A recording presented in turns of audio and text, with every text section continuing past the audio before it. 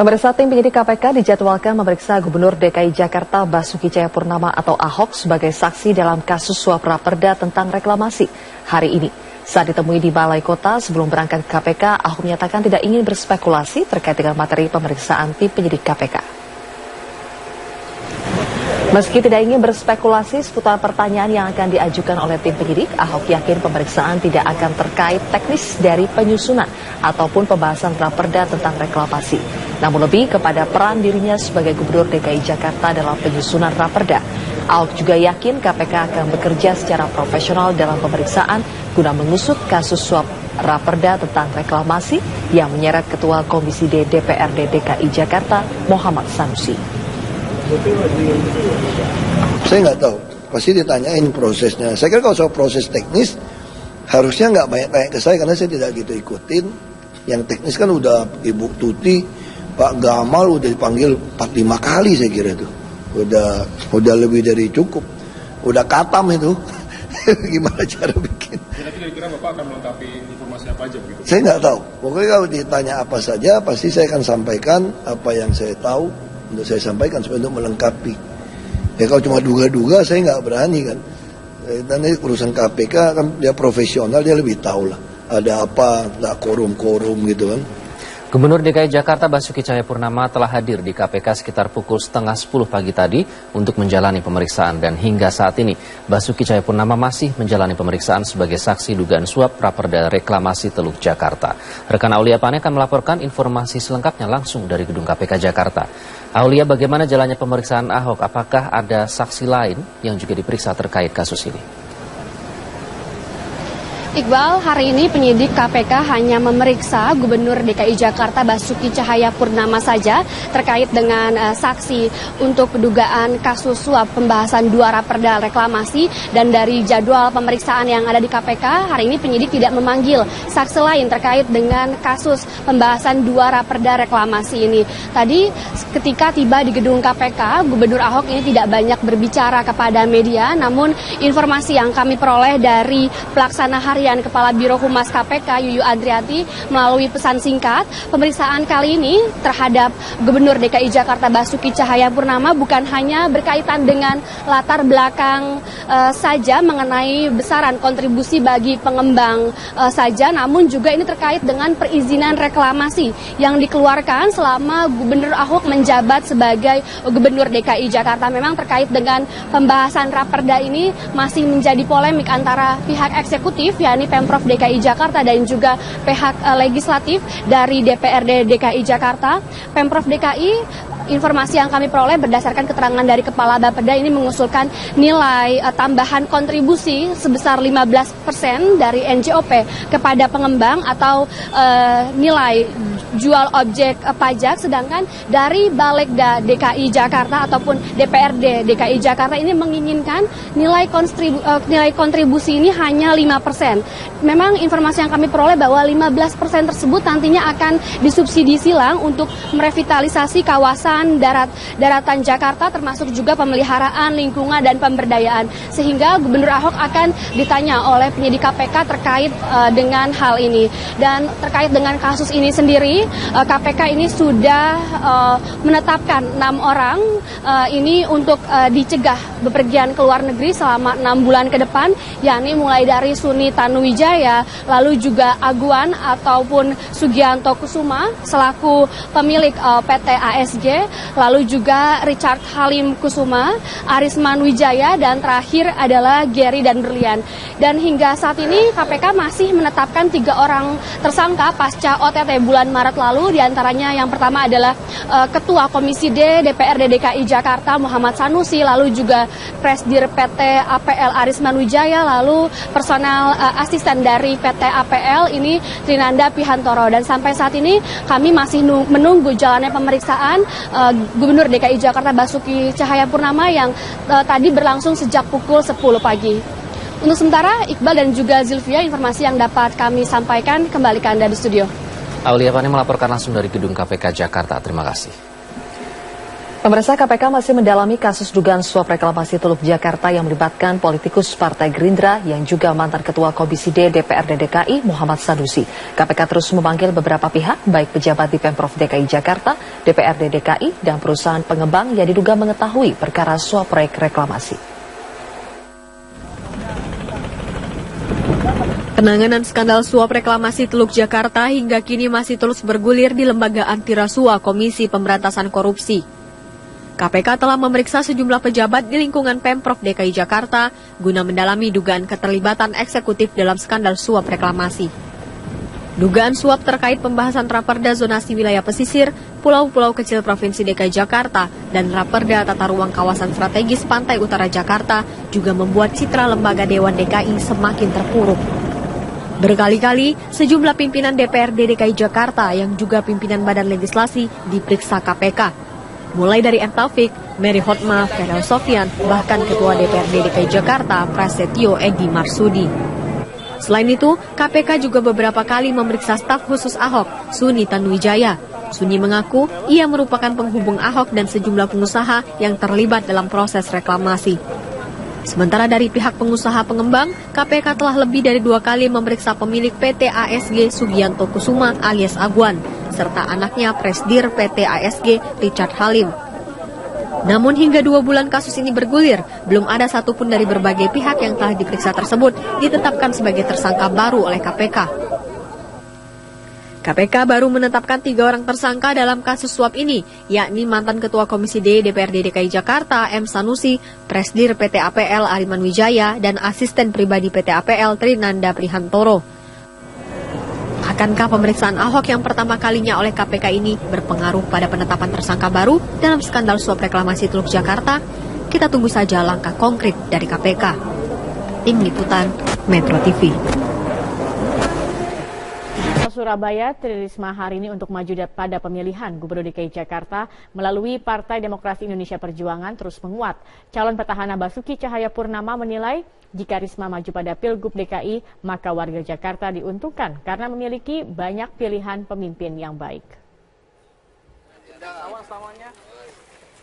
Nama Wali Kota Surabaya, Tri Risma hari ini atau Risma semakin kuat terdengar akan maju sebagai calon Gubernur DKI Jakarta melalui PDI Perjuangan. Sejumlah poster dan meme Risma for DKI 1 pun sudah tersebar di media sosial. Risma pun diprediksi akan menjadi pesaing terkuat bagi calon petahana Basuki Cahayapurnama. Menanggapi kemungkinan majunya Risma dalam Pilgub DKI, Ahok menilai hal ini akan menguntungkan warga Jakarta karena memiliki lebih banyak pilihan calon pemimpin yang baik. Memang kan tergantung orang Jakarta. Kalau semakin banyak pilihan, warga Jakarta makin diuntungkan. Ya sama kayak kita beli produk kan. Coba kalau handphone mereknya cuma merek A doang. Handphone mereknya banyak kan kita untung, bisa pilih-pilih handphone mana yang terbaik dan termurah. Selamat siang, pemirsa. Gubernur DKI Jakarta Basuki Cahayapurnama atau Ahok mengaku siap dirinya kembali diperiksa oleh Komisi Pemberantasan Korupsi pada Selasa besok terkait dengan kasus suap pembahasan Raperda reklamasi yang menjerat anggota DPRD DKI Jakarta Muhammad Sanusi. Ahok diperiksa sebagai saksi untuk bos PT APL Ariman Wijaya. Saat ditemui dalam peninjauan kesiapan UNBK di Jakarta Senin pagi, Ahok membenarkan bahwa dirinya akan diperiksa oleh KPK pada Selasa besok sebagai saksi dalam kasus suap Raperda terkait reklamasi Teluk Jakarta atas tersangka Direktur PT APL Ariman Wijaya. Ahok mengaku belum mengetahui pasti materi pemeriksaan dan pertanyaan apa saja yang akan diajukan oleh penyidik KPK. Namun Ahok mengaku akan mengosongkan seluruh agenda kegiatan gubernur. KPK hingga kini masih memeriksa kasus suap yang menjerat bos PT APL selaku salah satu pengembang Pulau Reklamasi Teluk Jakarta dan melibatkan Ketua Komisi D DPRD DKI Jakarta Muhammad Sanusi. Kalau tulisannya sih kasus Arisman ya, dia mau naikkan ke sidang pengadilan. Ya datang dong supaya cepat. Ya kalau jadi saksi ya sebenarnya jadi saksi sih sederhana saja ya. Kamu cuma menyampaikan apa yang kamu tahu, kamu dengar, kamu lihat, kamu pernah baca, ya sampaikan aja apa adanya. Supaya bisa membantu penyidik melakukan penyidikan dengan baik. Ini kan Presiden Joko Widodo berjanji menghadiri Munaslup Golkar yang berlangsung pada 15 Mei mendatang di Bali. Jokowi menyebut uang 1 miliar rupiah yang diberikan bakal calon ketua umum sebagai bentuk gotong royong kader Golkar menyukseskan Munaslup. Di tengah kontroversi uang 1 miliar rupiah sebagai syarat pendaftaran calon ketua umum Partai Golkar, Presiden Joko Widodo memastikan bersedia hadir pada Munaslup Golkar yang berlangsung pada 15 Mei mendatang di Bali. Menurut Jokowi, uang 1 miliar rupiah merupakan bentuk kepedulian kader Golkar karena penyelenggaraan Munas memerlukan biaya yang besar. Saya akan datang ke Munas Golkar. Ya, insya Allah saya akan datang. Yang namanya Munas itu kan memerlukan biaya. Nah, biaya itu dari mana? Ya mestinya dari gotong royong semua anggota. Jadi sah saja dan wajar ya Pak? Gimana nih? Gotong royong dari seluruh anggota. Sementara itu, Wakil Presiden Yusuf Kala menegaskan tidak ada mahar politik pada Munaslup Partai Golkar. JK yang pernah menjabat sebagai Ketua Umum Golkar memastikan uang yang diberikan bakal calon Ketua Umum bersifat sukarela.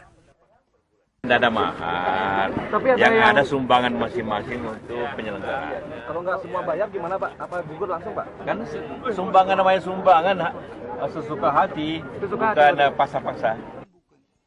Peringatan bahaya mahar politik berupa syarat uang 1 miliar rupiah disuarakan Ketua Dewan Pertimbangan Partai Golkar Akbar Tanjung.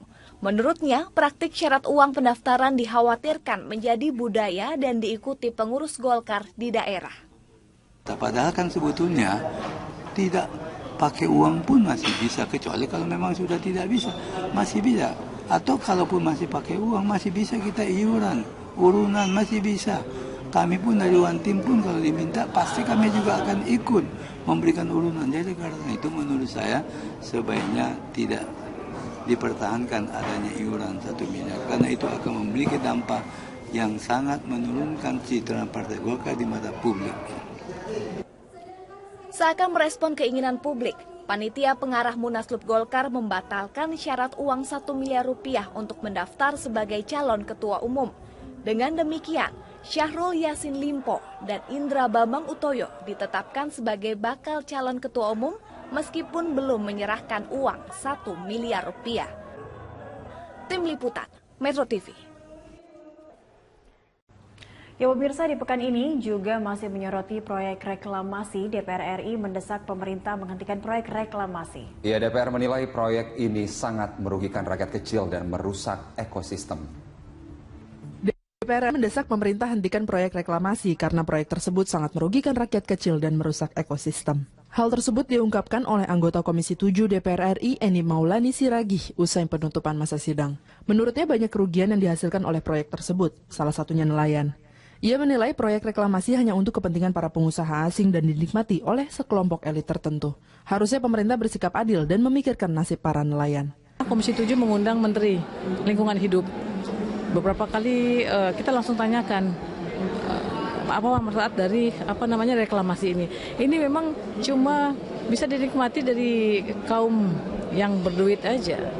Seharusnya kalaupun ada reklamasi ini, jangan hanya kaum berduit aja yang bisa menikmati reklamasi ini. Misalnya, yang nelayan tadi, yang rumahnya digusur, itu harusnya dibangun lagi di situ. Jadi bukan hanya kaum bihep aja yang menikmati pemandangan yang bagus, pantai yang indah. Senada dengan Eni, anggota Komisi 4 Daruri Wonodipuro mengatakan seharusnya pemerintah melakukan kajian yang matang dan mendalam. Ia menilai pembangunan reklamasi Pantai Utara Jakarta tidak tepat. Nah ini sebetulnya kayak ngatakan secara pribadi kurang tepat, karena ini membangun pulau. Mestinya sepanjang 32 km pantai Jakarta dari Banten sampai ke Jawa Barat, itu selebar 500 meter itu direklamasi dalam rangka mengamankan daratan Jakarta yang kita tahu 40% sudah di bawah permukaan laut. Jadi intinya ini perlu dikaji kembali. Yang penting sebelum itu dilanjutkan daratan Jakarta, pantai Jakarta itu perlu diamankan dulu dengan reklamasi, yaitu kalau saran saya minimal selebar 500 meter yang sekarang sudah terjadi endapan lumpur. Fitian dan Samsul, TVR Parlemen melaporkan. Ya, kembali lagi di Jurnal Sepekan Warta Parlemen, pemirsa. Informasi selanjutnya, sejumlah anggota DPR RI menanggapi kritik yang disampaikan Presiden Joko Widodo terkait pelayanan SIM dan STNK yang masih dinilai berbelit-belit. Ya, menurut Komisi 3 DPR, seharusnya pemerintah mempersiapkan program yang jelas terkait dengan reformasi pelayanan SIM dan STNK. Sejumlah anggota DPR RI menanggapi kritik yang disampaikan Presiden Joko Widodo terkait pelayanan SIM dan STNK yang dinilai masih berbelit. Menurut Komisi 3 DPR RI, seharusnya pemerintah mempersiapkan program yang jelas terkait dengan reformasi pelayanan SIM dan STNK. Ditemui usai rapat paripurna DPR RI penutupan masa sidang keempat tahun sidang 2015-2016, anggota Komisi 3 DPR RI Muhammad Syafi'i mengatakan alangkah lebih baik jika Presiden Joko Widodo menyiapkan secara matang solusi atas pelayanan SIM dan STNK yang masih berbelit. Menurutnya dengan solusi yang baik, maka masyarakat dapat dengan mudah mengakses informasi dan melakukan pengaduan. Syafi'i mendukung program pemerintah yang pro-rakyat. Hanya saja hal yang dikritisi adalah bagaimana pemerintah mempersiapkan segala sesuatunya dengan baik. Akan menyampaikan sebuah kebijakan yang itu memudahkan rakyat, dia siapkan dulu. Kalau cuma mengucapkan, piranti yang tidak disiapkan, kemudian kalau masyarakat nanti kecewa, tidak tahu kemana mau mengadu, ini saya kira lagi-lagi pencitraan gitu. Sementara itu, anggota Komisi 4 DPR RI yang juga pimpinan Badan Legislatif DPR, Firman Subagio, menyambut baik kebijakan baru dari pemerintah. Menurutnya, sistem birokrasi dalam proses pengurusan SIM dan STNK lebih bagus jika dipersingkat, asalkan tetap mengacu pada peraturan undang-undang yang berlaku. Semuanya ini harus mengacu kepada ketentuan peraturan perundang-undangan yang berlaku, juga peraturan-peraturan lainnya, termasuk peraturan daerah.